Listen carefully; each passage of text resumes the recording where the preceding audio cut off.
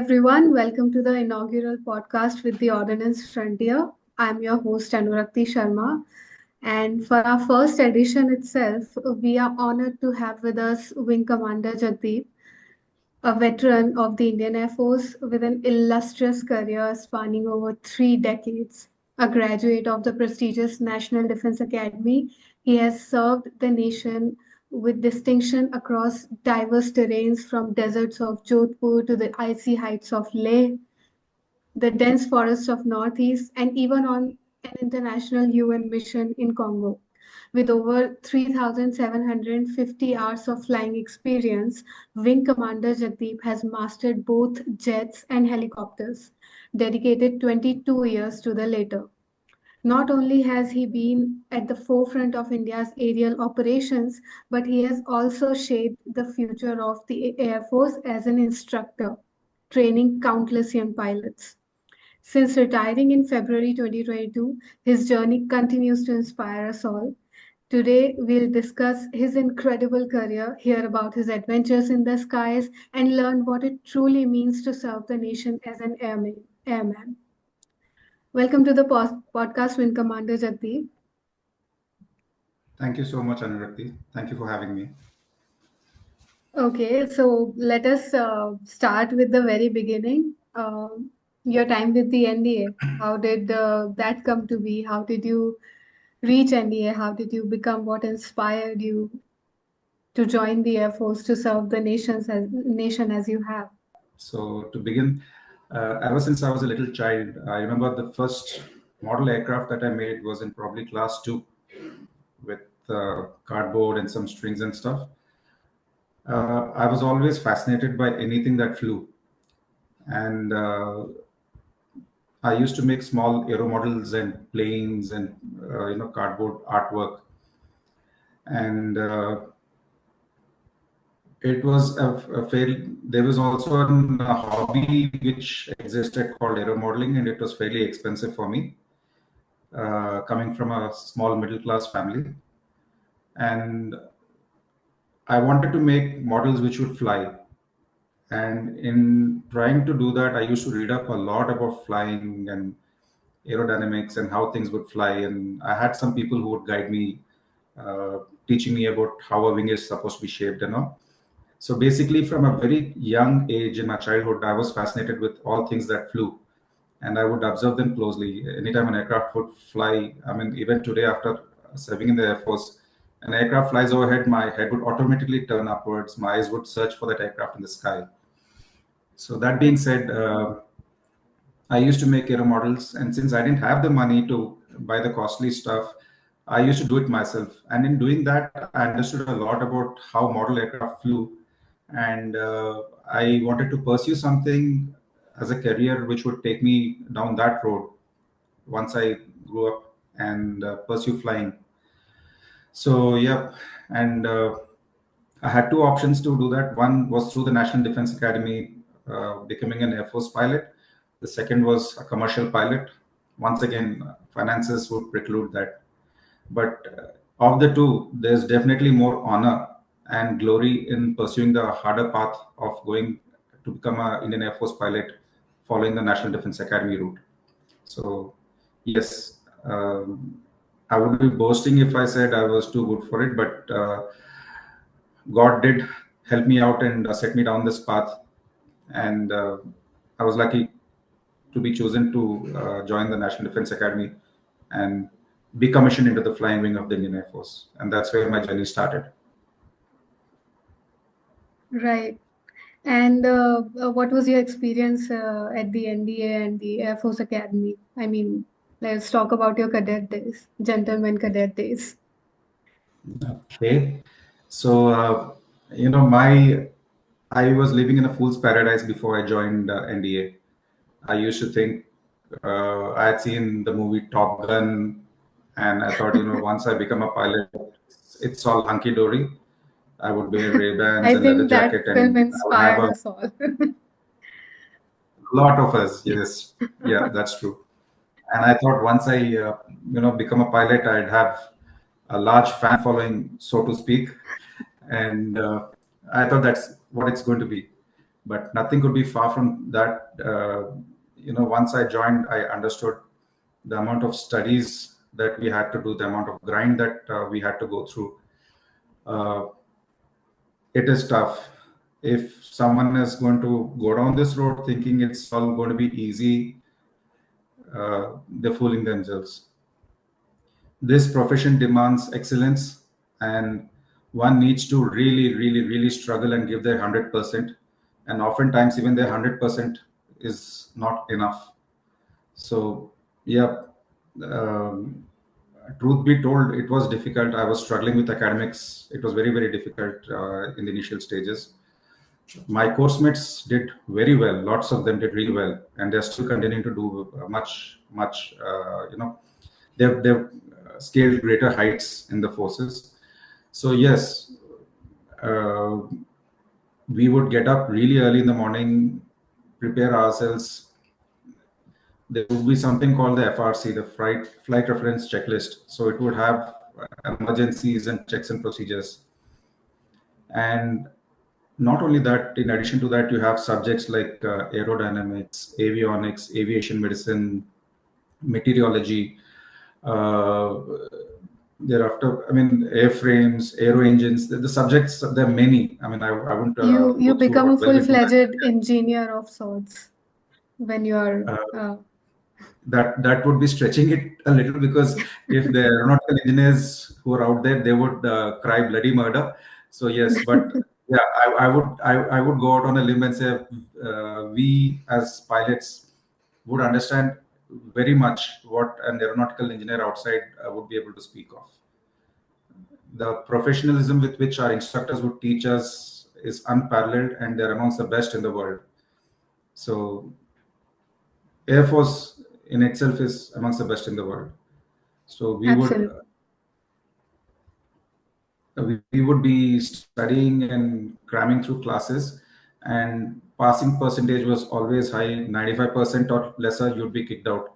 So people would really, really struggle hard. And this is not only studies. In addition to this, we would also have to fly missions and sorties on a daily basis. So you would have to prepare for that too, and you cannot falter on either of them. And you have flown jets and you have flown helicopters. So from flying jets to helicopters, I mean, that's quite a transition. Please tell us more about this. How different was it to handle a helicopter after the adrenaline of the jet? Okay, so I started flying. I was commissioned into the flying stream, into the fighter stream, but halfway through my advanced stage, I had an inner ear problem, and I was thereafter restreamed into the helicopters. Now, so I didn't go into the advanced stages of flying in jets, but yes, I was well versed with flying the trainers which we have in Air Force, and having flown them, and having spoken to my course mates and gone for multiple sorties with my course mates and others in fighter aircraft. The major difference I would see is jets operate at much higher altitudes and helicopters at much lower altitudes in the planes. But both the types of aircraft present their unique operational challenges, and they demand a different set of skill set from pilots too. So, having seen both, been on both sides of the fence, I would say helicopter flying is much, much more gratifying. It gives you much more satisfaction in missions that you would fly, and Right. because you're flying much closer to the ground, you're flying much closer to the operations, uh, and you need to make decisions on the go. Like I had the fortune of flying the prime ministers and the presidents of our country. Uh, so when you're under the pump for delivering certain deliverables which are non-negotiable, which cannot be faltered upon, that's real pressure. I've operated in anti-Naxal operations, and so basically, to come back to the question, I shouldn't digress.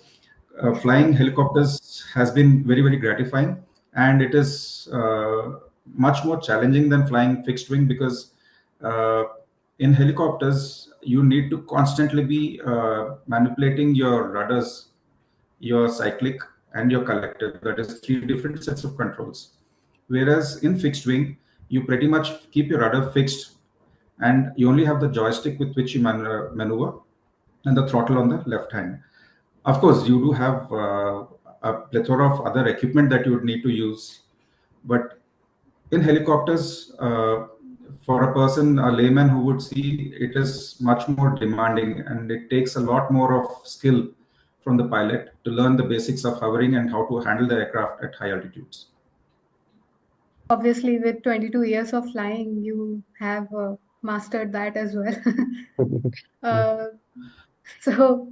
Coming to that, 22 years in helicopters and close to 4,000 years of flying, 4,000 hours of flying. I'm sorry. Do you still get butterflies before a mission or anytime you fly a helicopter? Any flight or any mission that specifically stands out vividly in your memory? Okay, so I'll do this in two parts. One is the missions in which there's been a lot of immense satisfaction, and that would be I had flown for flood relief operations in Orissa, and I had also participated in tsunami operations in Sri Lanka and India, both places.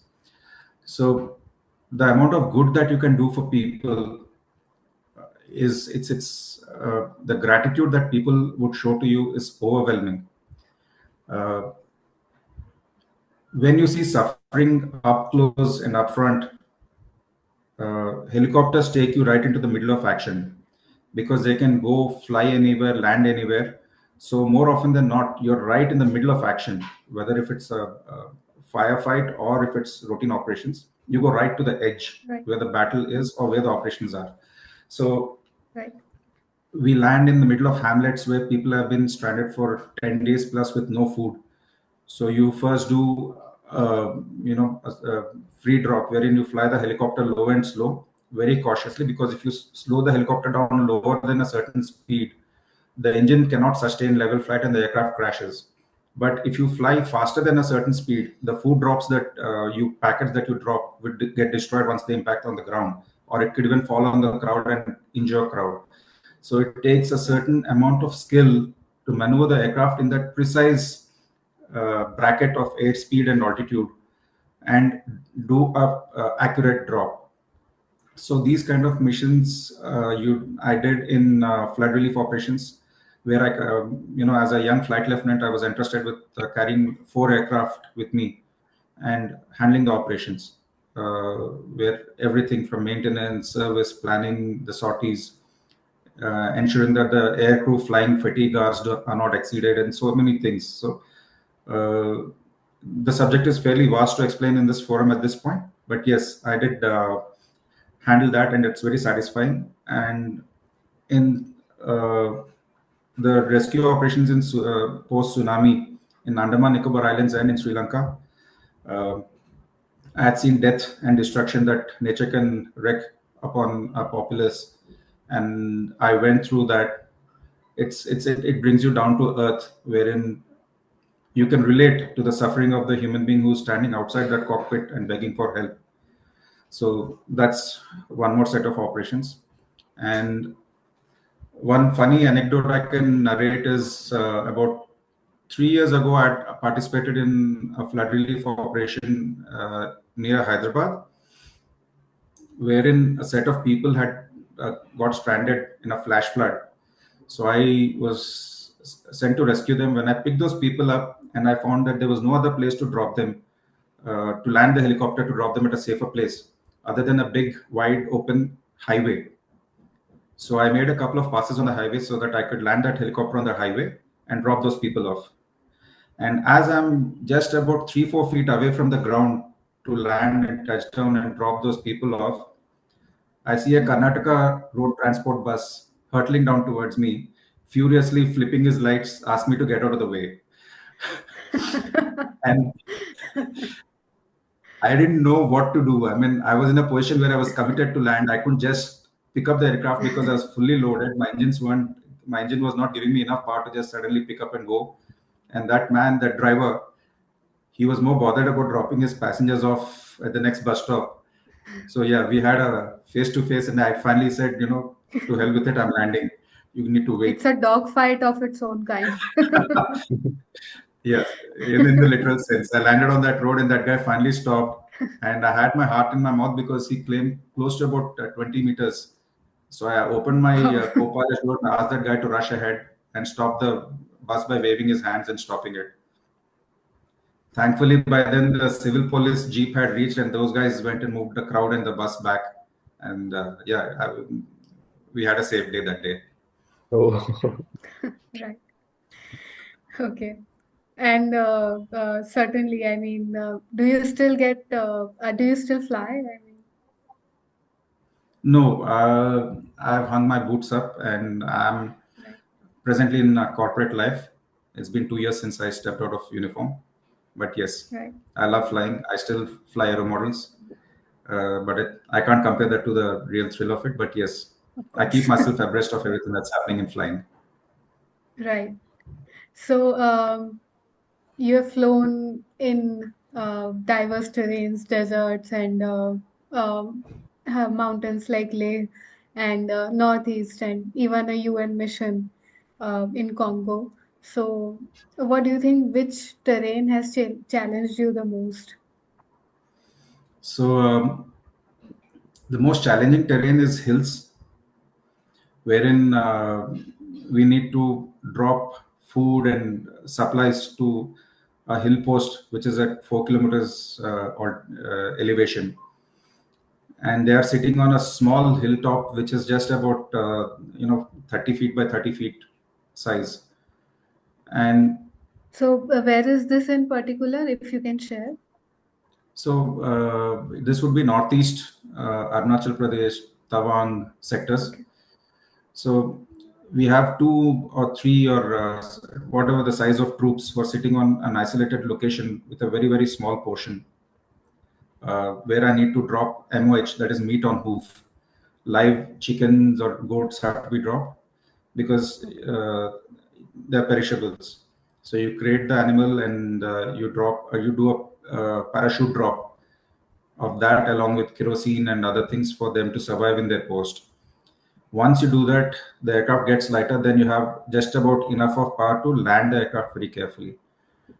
So we do one more pass after dropping these supplies with the parachute. We do something called the free drop, where we fly low and slow and then push the items out of the cargo compartment.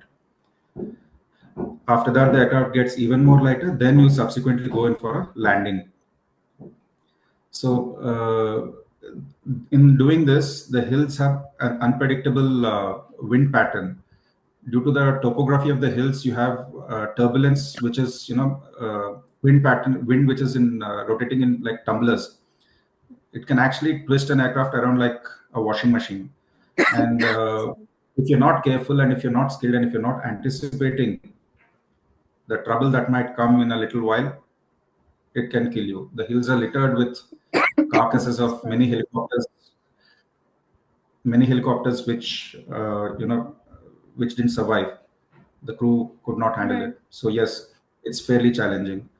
I would also add in the same breath that flying helicopters at sea is also a very challenging task, wherein for the altitudes that we fly the helicopters at, after a certain distance from the shore, the sea, the sky, and the horizon merge together, and it gives you a confusion of orientation about your attitude. So that puts a lot of pressure on you to be on the ball and control the aircraft safe and steady. Of course, nowadays you're having much advanced aircraft with automation and support from the avionics, which can help you fly in a much more relaxed environment. But in aircraft which are used for combat, like Air Force aircraft, whatever is the weight that is there for all the comforts is used for carrying useful load. So more often than not, the pilots in the Air Force are doing a wonderful job without supplemental additions of comfort and luxury which is there in commercial aircraft. So yeah. Yes, I mean, we do understand that if it was a normal situation, then there would be a commercial helicopter or commercial aircraft going there, not necessarily army or a military aircraft, an air force True. helicopter. So it has to be, everything is challenging, but like you said, yes, hilly terrain presents its own challenges. About training future IAF pilots, how was that? All right. So uh, the initial training, a fresh pilot, a fresh NDA cadet who comes for training is trained by someone called the QFIs. So they do the ab initio training. They are qualified flying instructors. And subsequently, in the helicopter fleet, especially the bigger twin engine helicopters, we have something called the RHS. So we are for training pilots who have completed this initial stage of ab initio flying. Thereafter, the RHS can train them for mission specific or type specific aircraft. So I am an RHS CP, right hand seat check pilot, and I had So done a lot of. is it like a more advanced level of flying instead of No, I would say it's both have their own set of challenges. So, in the initial stages, the pilots who come for training are absolutely raw. So they're coming off the CV street in the literal sense because they're coming right out. Okay, I won't say CV street. They're coming from National Defense Academy. So these people have not had much of a flying experience other than a microlight flying in NDA. So when they come to heavier aircraft with a jet propulsion systems, it is a different ball game altogether. Um, like, so when you know these when you're flying with this ab initio pilots, the book says these are all the things you need to watch out for. If they give you 100 ways things can go wrong, and the instructor is briefed that these are 100 things that can go wrong, the pupil decides to go and do something new in the cockpit. He says, no, not 100, let me go and do 101 mistakes today, so I'll give something challenging to the instructor. So yeah, many a times you're totally caught off guard. You don't anticipate what that trainee might do wrong. You would prepare for whatever the number of scenarios. He'll go and throw a surprise in your face and say, no, I'll make this different kind of a mistake. So the QFIs are the backbone, and they train the future pilots of Air Force. In my last tenure, I was a staff pilot. I was not an instructor, but a staff pilot in the last tenure. Before that, I was a RHS instructor. So I used to train people in the bigger helicopters. In that, people have already learned how to fly the helicopter basically. Thereafter, we go for specific, uh, missions. For example, navigation. Thereafter, you have armament delivery, rocket firing, bombing, underslung operations, slithering operations, and special ops. There are many things. So we do all those things, and that is where we train. It's called the RHS. okay. Okay, so like you said that a lot of time the trainees surprise you, the future pilots. So did you ever have a moment during training where a student surprised you, or I don't know, maybe you you you had a new approach to teaching, or maybe you learned something new? Uh, okay, what happened with me, I don't recollect exactly, but yeah, it happened with my another instructor along with me. So I'll narrate that for you. We had this trainee from Punjab, a tall 6 foot big Sardar sitting. Okay. So that guy would have a issue where he would get confused with left and right.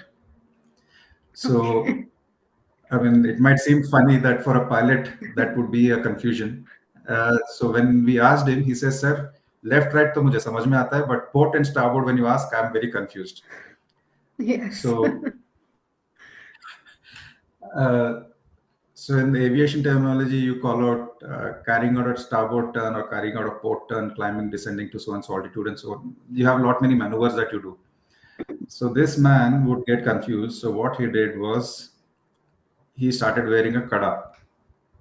Okay. Okay. And that kada would, so he decided ki kada is always starboard side, I'll wear it. So he started wearing kada. Then his instructor said, it's not safe to wear the kada in case of an accident or something. It's a metal object that will impinge. It's not good for your safety. So the 10 days that he wore the kada, he was flying fine. Port and starboard, he didn't make any confusions. So some maneuvers are fairly violent. They can cause you to black out. So he said, I will carry out a starboard turn. So the instructor was looking to the starboard and suddenly the aircraft pulls hard to the left and the instructor's neck almost broke. And it's very disconcerting. So finally, they came to realize that this is a game. He is carrying this kada, and it's also not safe. So he said, "Yeah, you need to take this kada off. You can't have it with you." So next day, I find our dear friend wearing his flying gloves with a big P marked on the left hand flying glove and a big S marked on the right hand flying glove. So that he looks at that, and so every time he says, if he's doing supposed to do a maneuver, he would look at his gloves and call out which side he's turning and then do the turn. So that was really hilarious. Yes, I mean, smart approach, maybe new. Yeah. We also had a pilot who was confused between 3,000 feet and 13,000 feet because the That's not a altimeter has good a small niche. confusion. Yes. No, so that is it. That is the mistakes which the QFIs or the instructors catch them in time so that their lives are safe. And these instructors take a lot of pride in the future and the career of their pupils because it reflects upon them. They spend timeless amount of, uncountable amounts of hours and effort in grooming them to be good pilots. Absolutely. True. Yep. So, tell us about the Congo mission. What were the challenges that you faced, and how did it shape your perspective on international collaborations? Maybe what was the mission about? So I was a part of a UN mission to Democratic Republic of Congo, wherein there were multinational forces which were deployed, and the Indian contingent was there in Congo. It is a war-torn territory. There were multiple militia operating, and we had the role of supplying the other UN contingents. So, funnily enough, it was a Pakistan battalion which we were supporting over there, and yes, we associated closely with them. They would be deployed just pretty much like how Indian Army is deployed in different places, and we would go and support them in various operations, either with show of strength or supply and replenishment sorties. And it was a fairly volatile environment to be in, with routine firefights and skirmishes. There were multiple occasions where the militia forces, which are absolutely brutal. Uh, I mean, it's surprising that such a beautiful country. I mean, Switzerland would pale in comparison. It's that beautiful, lush green hills and lots of forests and wildlife, clean, pristine air and water, and it's all spoiled because of war. And in such places, the brutality which the human mind cannot normally comprehend is unleashed with no power to govern them. So, yes, it is scary when I look back at it. We've seen things which we'd rather forget instantly, but we carry that with us for the rest of our lives. We've seen such stuff. And these sort of UN missions open your horizons, so to speak, and it broadens your horizons in understanding what is happening at a higher level, at a global level, the politics, the finances, who stands to gain, how do these people undermine each other. So there's a whole lot that we learn. We've often had situations where we're landing right in a war torn area, and we have a 12 or a 13-year-old kid with a AK-47 pointed towards the cockpit, and the child's eyes are glazed. You can make out that he's totally drugged. He is not comprehending, and his finger is on that trigger. And I know for a fact that AK-47s have that hair touch trigger. So one, even a twitch, if he sneezes, someone coughs, that machine would push out 100 bullets before you can say stop. So yes, that is unintentional fire, and of course we've landed in actual firefights to pull out people and rescue them. So yes, It could not have been easy, and the kind of mental load it would take. Physical is obviously there, but the kind of mental load it would put on you. once you launch, there's so much of uh, grim determination in you to take a certain calculated risk upon yourself, your crew, and your aircraft, that the person on the ground or the person who needs help, the team who needs help on the ground, is in a much worse situation.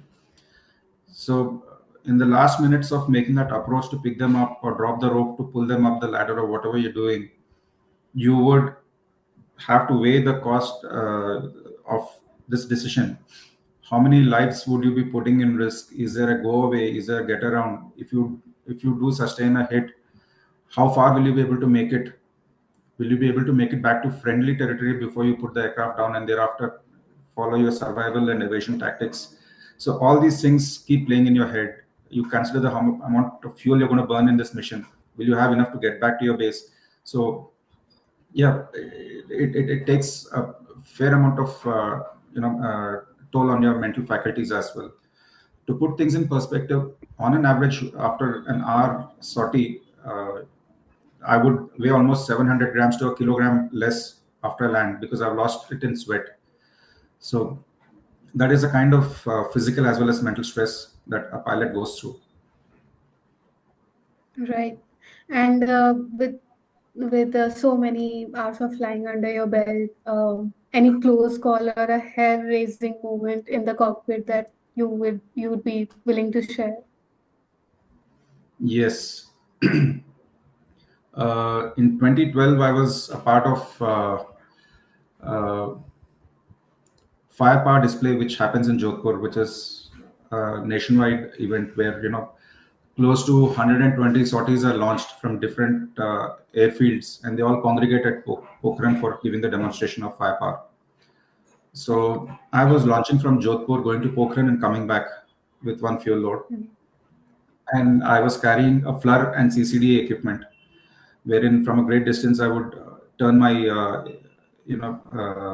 avionics system towards that side and capture the flying and display that would happen, or the bombs which are being dropped. So I capture everything while flying from a great distance with my equipment.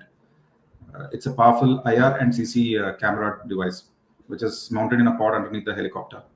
So while I was flying this mission, one day the missions were being called off and people were asked to return back to their base. And this was close to sunset. So I Okay. turned back towards Jodhpur, and when I was flying back, I suddenly realized that I could not hear the RT calls from other formations of fixed wings and transport and helicopters. And then slowly I realized that there's lightning and thunder at great distances all around. So you have sandstorms plus thunderstorms which come in this desert sectors, and they're fairly violent. So there I was in the pitch black darkness flying back towards Jodhpur. And add to my misery, you have windmills. And I was given a very, very low altitude to fly back just about 500 feet above the ground, because above me there were other aircraft formations and we cannot violate the height bands which are given to each type of aircraft. So I was flying at 500 feet and I could see the windmills which were all around me. Suddenly, the windmill blade would pop up every now and then in that sandstorm. And I was flying through that, and I realized that I'm not able to see anything. And my aircraft was being thrown around violently due to lightning and strong winds. So I had to put the aircraft down, and I couldn't continue any further ahead. And it was pitch dark. And when I tried to put on the landing light to look for some feature on the ground, uh, the sandstorm was throwing the light, reflecting back the light into my face, blinding me. Wow. So it was fairly difficult situation, and my co-pilot and my engineer and gunner both were all four, three of them were literally sweating bullets, and my altimeter was jumping all over the place due to the pressure difference, and it was a very very difficult situation. Uh, and Absolutely. the winds were so violent, I actually thought the aircraft would break apart. It is that strong. So Wow. finally, even if I had to put down, I had to make sure I don't get hit by any of the windmills which are flapping around me. I can't go up because there are other aircraft formations which are on a different frequency, and I can't go higher up and get hit by another aircraft and take someone down with me. And only option I had was to put down because I couldn't continue further ahead. So I kept looking around, and in the darkness, I found one small road sort of a thing and some vehicle moving around that. So with closer observation, I noticed it was a truck. So very Okay. carefully, I understood that immediately if I fly over the road, there are no windmills on the road. To the left and right of the road, there would be windmills. So I slowly started track crawling over that road, and that, as luck would have it, that truck led me to a village. So in the darkness, the moment I reached that village, I saw some lights. So I thought I was in luck and I can put the aircraft down. But that day, luck was not in on my side. Uh, I reached over the village and wanted to use the village lights to go in for a landing. But as luck would have it, the moment I reached over the village, there was a power cut, and absolute village went into darkness completely. So it by the use of my navigation lights, uh, which is a small green light on the right side and a red light on the port side of the aircraft, and there's a beacon, a rotating red beacon underneath the aircraft. So, due to the heavy amount of dust, and dust would come and blow in clouds.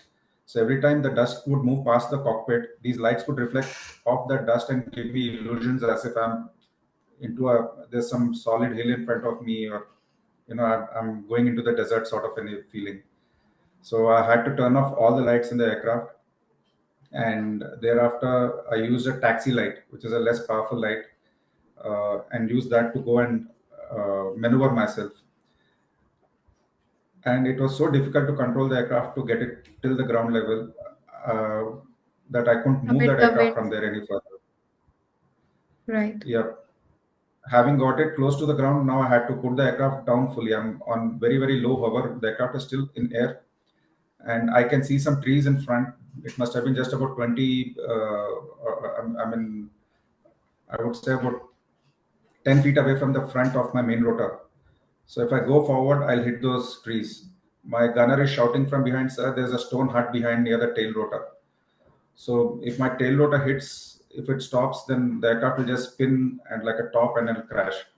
So I couldn't go back, I couldn't go forward. And to my right, there was some sort of a building, I couldn't make out what it was. And on to my left, there were some trucks. And I was in a really, really tight spot, and I had to put the aircraft down in that very constricted space. So when I wanted to go down, I realized that there's lots of lumber, that is uh, pieces of wood which was lying around along with some farm equipment. So if I just put the aircraft down and something punctures the aircraft or it topples the aircraft, all my effort would have been in vain. So in low hover, I asked my gunner to jump out of the aircraft. He jumped out, and then he came in front of the cockpit, and with hand signals he indicated to me where to move and how it is safe to put the aircraft down. So Wow. to put things in perspective, hovering is one of the most difficult skills to hover, to master in helicopter flying.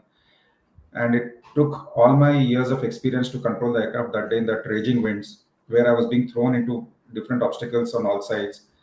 And having put down the aircraft, the entire village and the panchayat head and everyone came. So I had uncontrolled mob of crowd. Even in that storm, they started running to see the helicopter, and they don't realize that helicopters are very very dangerous in terms of, if you approach it from the wrong side, there's a massive tail rotor blade that's rotating. It'll just Right. chop a person into fine dust in a second. So I sent my gunner and my co-pilot at the back to guard people from approaching that. But nonetheless, we had a lot of people who rushed towards the aircraft, and Thankfully, the village panchayat had come and they controlled the mob for us. By then, the police had also reached, and I carefully switched off the aircraft. Next morning, in daylight, when I saw where I was parked, I was shocked, and that my stomach became tight suddenly. That constricting fear that this is where I landed. That feeling did set into me. And in good weather, next day we checked the aircraft completely and we picked up.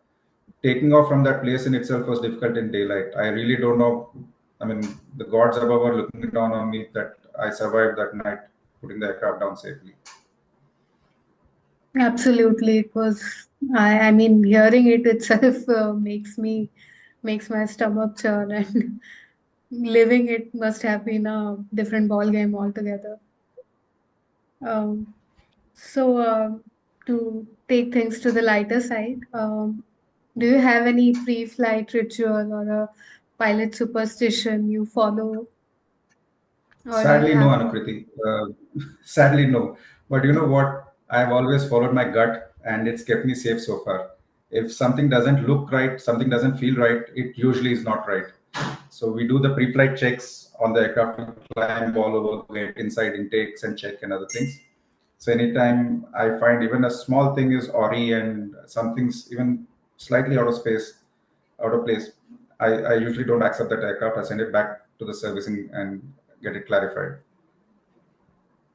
Oh yes, Very one important. more thing is sorties are hours long usually. So uh, not a ritual or a superstition, but I always make sure I visit the restroom before I get into the cockpit. Trust me, it's very, very uncomfortable Very to fly. important. Yes. So, what's been keeping you busy now after retiring? I mean, do you miss the roar of the rotors and the cockpit and any surprising hobbies you may have taken up or interests since retiring? So I am very passionate about riding. I like big bikes and long rides. I do indulge in that every opportunity that I get. I've been following my aero modeling and other hobbies. I also have a hobby of breeding snakes. I used to do that from school days. So every time there is a call or something like that, I go and rescue the snake and release it into the wild. So these things do take time, and I like to keep fit. So I go for my runs regularly and work out. So, this is a new thing. I mean, what does it work like? Rescuing a snake, or I mean, No, no, why no, did you no. take this up? As a kid, snakes did fascinate me, and three of us we were close friends, other two other lads, and we would rescue snakes. So there's something called the Friends of Snake Society in Hyderabad. So right from I think class 5 or class 6, I would catch snakes regularly, catch and release, never to harm them. My belief and purpose in the interest of snakes would be to preserve the biodiversity so that the ecological balance is maintained. More often than not, they're portrayed wrongfully, identified, and they're portrayed as villains, which they actually are not. So yeah. So, reflecting on your career, what's the one thing you're most proud of? I mean, there have must have been many moments considering that you have done a lot of rescue work and uh, UN missions, but still, if there is one thing that you have to pick. So the Orissa flood relief, which I had done, the chief minister had, had me and my family over as personal guests, and we were honored there. Uh, and that was just that. I mean, it was one of the things which I had to attend a political sort of a thing. So I was sent by the Air Force officially to attend that meeting, which I did. I was felicitated, and that was it. The next day, I was supposed to catch a flight back to the place where I was posted back then, and go on leave. So I didn't think much of it till I reached a railway station next month with my mom and dad to put them on a train. One person came to me along with a lady and some kids, and he, in the middle of the railway station platform, he just fell at my feet And that lady also, she fell at my feet, and I was like, for a moment, zonked. For a moment, I thought there were some people trying to steal my luggage or something. I didn't know what to make of it. And then this man got up. He had tears in his eyes. He said, "Sir, you came for us. I remember your face." So it was almost 8 months since I had done that, and I was not in uniform. That man recognized my face, and mom and dad had that look of pride in their face. And I was like, I realized how much I have made a difference to someone, how much of an influence I had. Not that I didn't realize that every decision as a pilot I make has an implication over myself or my crew or a mission or the Air Force and the nation as such. But sometimes some things get pushed into your face, in your face perspective, and that's what that was one of those moments. And for anyone dreaming of a career in the Air Force, I'm sure a lot of aspirants would be watching this podcast.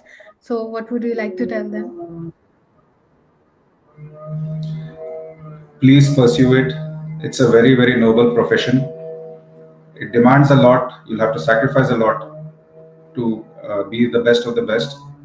But don't give up. If you have it in you, you'll definitely make it. Go for it. Try it. Thank you, sir. And just one more thing. Since it's a Republic Day themed podcast, as a military man, what does Republic means to you? So, all armed forces personnel swear allegiance to the Constitution of India and the Supreme Commander, who is the President of India. So, I would say on the Republic, for me, the Republic Day is a solemn reminder of that oath that we take to serve this nation no matter what the cost. While we do that on a daily basis when we fly, it just supplements a will and resolve to do the right thing no matter what. That's what it reminds me of. If not a pilot, what would Wing Commander Jagdeep would have been?